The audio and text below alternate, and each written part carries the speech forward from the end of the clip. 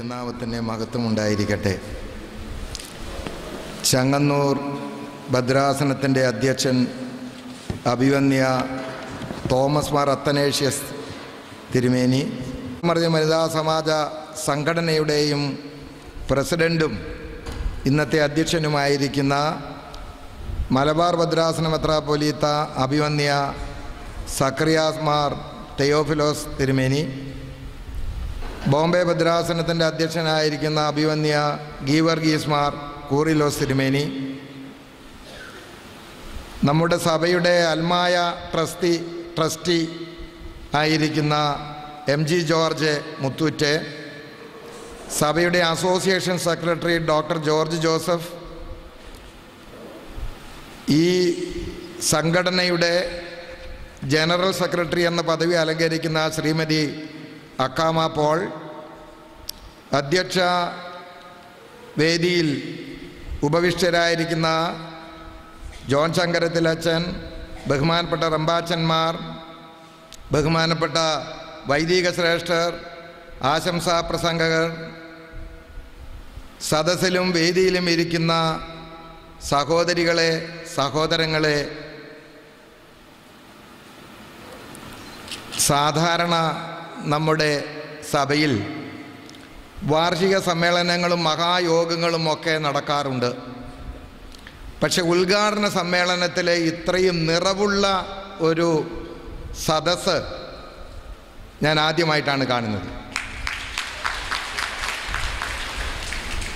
Association യോഗം കൂടുമ്പോൾ എല്ലാവരും കൃത്യസമയത്ത് വന്നു ചേരും, അല്ലെങ്കിൽ പിന്നെ അങ്ങോട്ട് കടക്കാൻ ഒക്കുകയില്ല.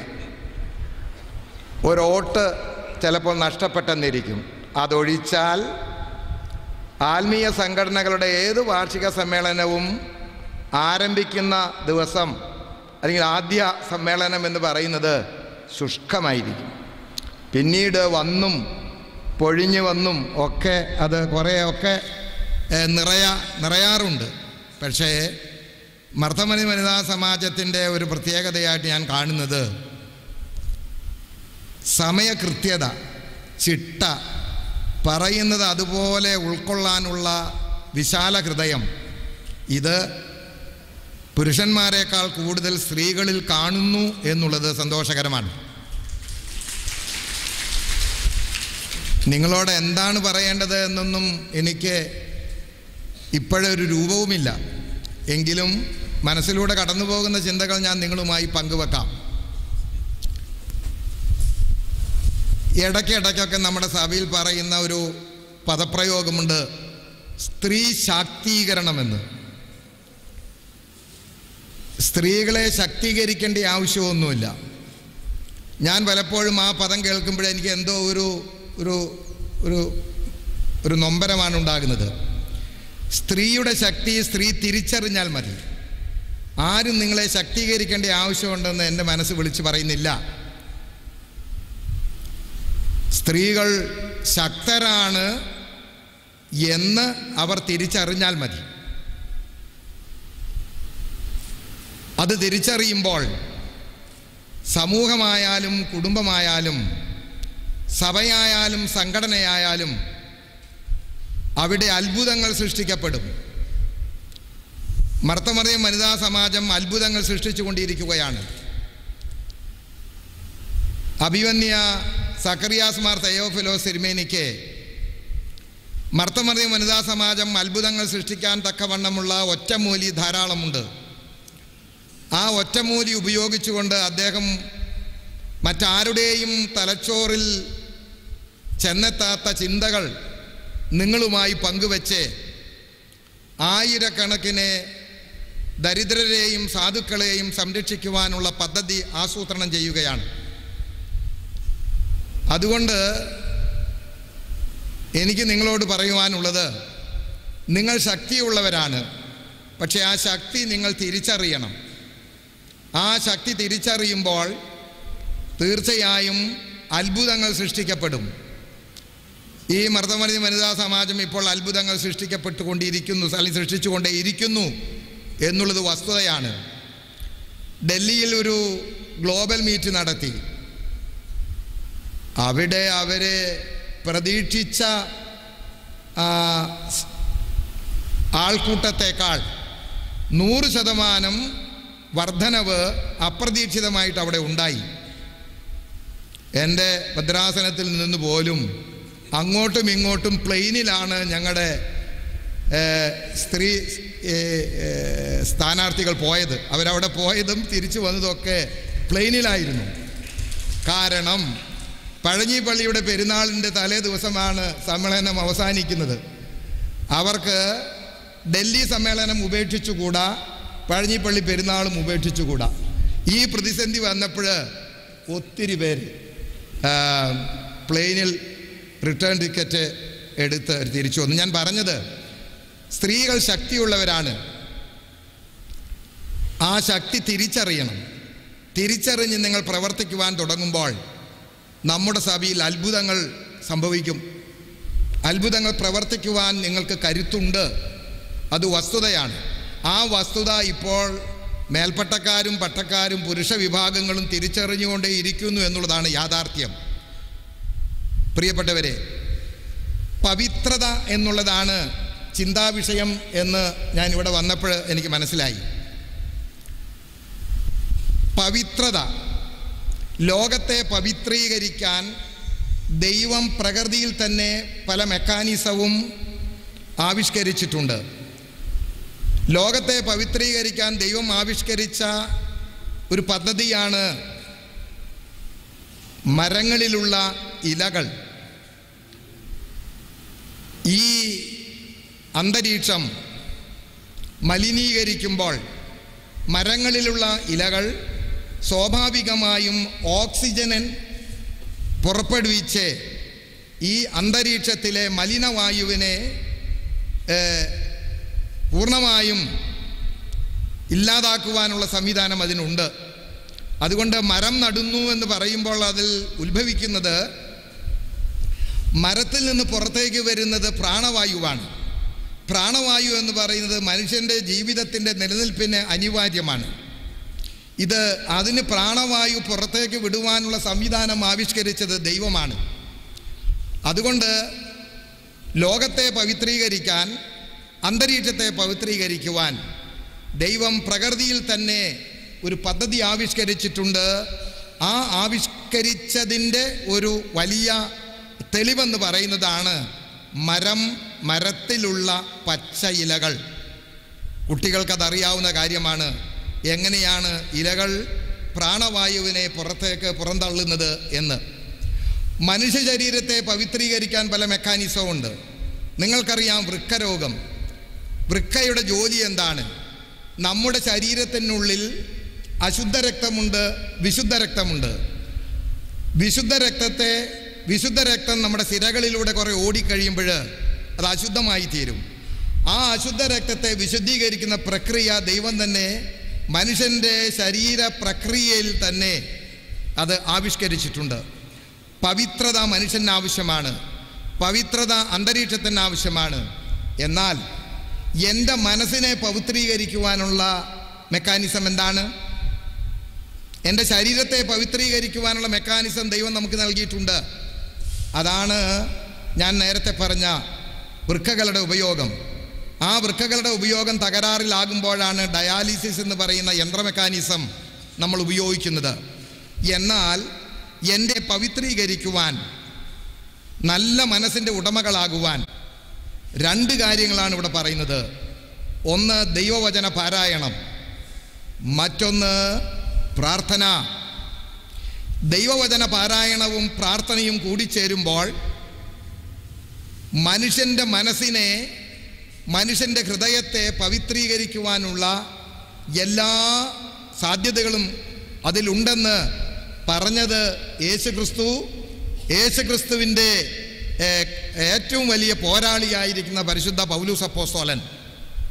അപ്പോൾ ഈ പവിത്രത നിങ്ങളുടെയും എൻ്റെയും മനസ്സിനകത്ത് ഉണ്ടാകണം. അപ്പോൾ നല്ല വാക്കുകൾ നമുക്ക് വരും. നമ്മുടെ മനസ്സ് പവിത്രീകരിക്കുമ്പോൾ സൽചിന്തകളുണ്ടാകും, നല്ല ആശയങ്ങളുണ്ടാകും, സൽപ്രവർത്തികളുണ്ടാകും. അങ്ങനെ വരുമ്പോൾ ലോകം പരിമളം കൊണ്ട് നിറയും.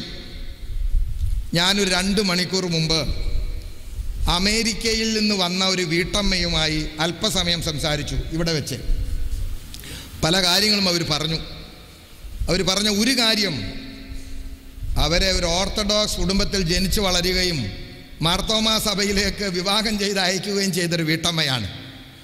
അവർ പറഞ്ഞു, തിരുമേനി, ദശാംശം കൊടുക്കണമെന്ന് പുരോഹിതന്മാരും മേൽപ്പട്ടക്കാരുമൊക്കെ വളരെ ശക്തിയായി ഞങ്ങളെ ഉപദേശിക്കുന്നു. ഉടനെ ഞാൻ ചോദിച്ചു, നിങ്ങൾക്ക് ഒരാഴ്ചയിൽ കിട്ടുന്ന ഡോളർ എത്രയായിരിക്കും? ആ കിട്ടുന്ന ഡോളറിൽ ഇതിൻ്റെ 10-1 കൊടുക്കണമെന്ന് ഉള്ള ആശയത്തെക്കാൾ ഉപരി അവർ പറഞ്ഞ മറ്റൊരാശയമുണ്ട്. എൻ്റെ ജീവിതത്തിലെ സമയങ്ങളുടെ ദശാംശം ഞാൻ ദൈവികമായി ചെലവഴിക്കുവാൻ സന്നദ്ധയാണെന്ന്. പുതിയ ആശയമൊന്നുമല്ല. എനിക്ക് ലഭിക്കുന്ന ശമ്പളത്തിൽ നിന്ന് 10-1 കൊടുക്കുന്നു എന്നുള്ളതിനേക്കാൾ ഉപരി ഞാൻ അധ്വാനിക്കുന്ന സമയം, ദൈവം എനിക്ക് നൽകിയിട്ടുള്ള ആയസ്, ആ സമയത്തിൽ തന്നെ 10-1 സമയം ഞാൻ ഈശ്വര വേലയ്ക്ക് വേണ്ടി, ഈശ്വര പ്രവർത്തനങ്ങൾക്ക് വേണ്ടി വിനിയോഗിക്കുന്നു എന്ന് പറഞ്ഞപ്പോൾ ഒരു വിധത്തിൽ പറഞ്ഞാൽ എനിക്ക് വളരെയേറെ സന്തോഷം തോന്നി. പ്രിയമുള്ളവരെ, ഞാൻ ദീർഘമായിട്ടൊന്നും പ്രസംഗിക്കുന്നില്ല. ഇവിടെ ഇരിക്കുന്ന എല്ലാ പിതാക്കന്മാർക്കും എന്തെങ്കിലുമൊക്കെ പറയാൻ കാണും. അതുകൊണ്ട് ഞാൻ എൻ്റെ ഇത് ഉദ്ഘാടന പ്രസംഗമാണെങ്കിൽ ഉദ്ഘാടന പ്രസംഗം, ആശംസാ പ്രസംഗമാണെങ്കിൽ ആശംസാ പ്രസംഗം, ഏതിൽ വേണമെങ്കിൽ നിങ്ങൾ വരവ് വെച്ചോളൂ, ഒരു കുഴപ്പവുമില്ല. എനിക്ക് പറയാനുള്ളത്, ഈ 4 ദിവസം കൊണ്ട് നിങ്ങൾ എന്തൊക്കെയോ നിങ്ങളിലേക്ക് ഉൾക്കൊണ്ട് നിങ്ങളുടെ ഹൃദയവും മനസ്സും വാരി നിറച്ച് ഇവിടെ നിന്ന് നിങ്ങളുടെ വീട്ടിലേക്ക് പോകണം. അങ്ങനെ പോകുമ്പോൾ നിങ്ങൾക്ക് ലഭിച്ച ഇൻപുട്ട്, ഇവിടെ നിന്ന് ലഭിച്ച ഉള്ളിൻ്റെ ഉള്ളിലേക്ക് നിങ്ങൾ ഇവിടെ നിന്ന് വാരി നിറച്ച ചിന്തകൾ, ആശയങ്ങൾ, അതെല്ലാം നിങ്ങളുടെ വീട്ടിൽ ചെന്നെത്തുമ്പോൾ ഔട്ട്പുട്ടായിട്ട് പുറത്തോട്ട് വരണം. നിങ്ങൾ ശക്തിയുള്ളവരാണ്. ശക്തിയെ നിങ്ങൾ തിരിച്ചറിയണം. ഒരു കുടുംബത്തെ നല്ലതുപോലെ വളർത്തി വലുതാക്കുന്ന, അതിനെ ഫ്രെയിം ചെയ്യുന്ന, അതിൻ്റെ ആ പങ്കാളിത്തത്തിൽ മറ്റാരേക്കാളും കൂടുതൽ നിങ്ങൾക്ക് വിചാരിച്ചാൽ സാധിക്കും. നിങ്ങൾക്ക് മോട്ടിവേറ്റ് ചെയ്യാൻ സാധിക്കും. കുട്ടികളെ നിങ്ങൾക്ക് വളർത്തിയെടുക്കുവാനുള്ള ആ ഒരു ചുമതല വരുമ്പോൾ, ഒരു വിധത്തിൽ പറഞ്ഞാൽ സ്ത്രീകൾ എന്ന് പറയുന്നത് രഹസ്യങ്ങളുടെ കലവറയാണ്. നിങ്ങളുടെ മനസ്സ് ഒരു പുരുഷ മനസ്സിനേക്കാളും ഒക്കെ രഹസ്യങ്ങളുടെ കലവറയാണ്. ഈ രഹസ്യങ്ങളുടെ കലവറയായിരിക്കുന്ന നിങ്ങളുടെ മനസ്സുകൾ മുഖാന്തിരം നല്ല ചിന്തകൾ, നല്ല വാക്കുകൾ, നല്ല പ്രവൃത്തികൾ, അത് നിങ്ങൾ ഔട്ട്പുട്ടായി നല്ല തലമുറ, നല്ല വീട്, നല്ല സഭ, നല്ല സമൂഹം, ഇതിനെ വളർത്തി വലുതാക്കാൻ ഒരു ബുദ്ധിമുട്ടും കാണുകയില്ല. പ്രിയമുള്ളവരെ, ഞാൻ എൻ്റെ വാക്കുകളിലൂടെ ദീർഘിപ്പിക്കുന്നില്ല. മലങ്കര സഭയുടെ മർത്തമറിയം വനിതാ സമാജം സഭയ്ക്കൊരു വലിയൊരു അഭിമാനകരമായ വിധത്തിലാണ് പ്രവർത്തിച്ച് മുന്നേറുന്നത്. ഈ കാര്യത്തിൽ ഞാൻ നിങ്ങളെ അഭിനന്ദിക്കുന്നു. ഓരോ ഭദ്രാസനത്തിലും ഓരോ ഇടവകയിലും ഒക്കെ നിങ്ങൾ ചെയ്യുന്ന അനേക നല്ല പ്രവർത്തനങ്ങൾ മുഖാന്തരമായിട്ട് ഈ സഭയ്ക്ക് വലിയ നേട്ടങ്ങളുണ്ടാകും. ഈ സഭയിൽ അത്ഭുതങ്ങൾ നടക്കും. ദൈവത്തെ തിരിച്ചറിയുന്ന തലമുറയെ വാർത്തെടുക്കാനൊക്കും. അതുപോലെ തന്നെ നല്ല ഒരു Noble nature of human behaviour, അതിനെ നിങ്ങൾക്ക് ക്രമപ്പെടുത്തി സമൂഹത്തെ തന്നെ വളരെ നല്ല ശോഭയുള്ള സമൂഹമാക്കി തീർക്കുവാൻ കഴിയും. ഇതാ വരുന്നു ഇനിയും നമ്മുടെ മെമ്പേഴ്സ് കേട്ടോ. നിങ്ങൾ വിചാരിക്കുന്ന പോലെ ഈ ഓഡിറ്റോറിയമൊക്കെ വീണ്ടും പൊളിച്ചു പണിയേണ്ടി വരുമെന്ന് എനിക്ക് തോന്നുന്നു. കാരണം നിങ്ങളുടെ ഉത്സാഹം, നിങ്ങളുടെ സഹകരണം, നിങ്ങളുടെ ഇതിനോടുള്ള ആഭിമുഖ്യം, ലോകത്തിൻ്റെ എല്ലാ മുക്കിൽ നിന്നും മൂലയിൽ നിന്നും പരിശുദ്ധ പരിമല തിരുമേനിയുടെ അടുത്ത് കടന്നു വന്ന് കുറേ കാര്യങ്ങൾ നിങ്ങൾ ഇവിടെ നിന്ന് പഠിക്കുകയും ബാക്കി കാര്യങ്ങൾ പരിമല തിരുമേനിയിൽ നിന്ന് പഠിക്കുകയും നിങ്ങൾ പരിമല തിരുമേനിയോട് രഹസ്യമായി സംസാരിക്കുകയും അങ്ങനെ പലതുണ്ട് ഈ 4 ദിവസം കൊണ്ട് നിങ്ങൾക്ക് നേടാൻ. അതെല്ലാം നേടട്ടെ എന്ന് ഞാൻ പ്രാർത്ഥിക്കുന്നു, ആശംസിക്കുന്നു. ഈ സംഘടന വളർന്ന് അത് സമൂഹത്തിൽ ഒരു വലിയ ഒരു പരിവർത്തനം നൽകുന്ന ഒരു സംഘടനയായി മുന്നേറുന്നു. അത് ഇനിയും മുന്നേറട്ടെ എന്ന് പ്രാർത്ഥിച്ചുകൊണ്ട് ഈ സമ്മേളനം ഔപചാരികമായി ഉദ്ഘാടനം ചെയ്തതായിട്ട് പ്രഖ്യാപിക്കുന്നു. ദൈവം തമ്പുരാൻ നമ്മെ എല്ലാവരെയും വാഴ്ത്തി അനുഗ്രഹിക്കട്ടെ.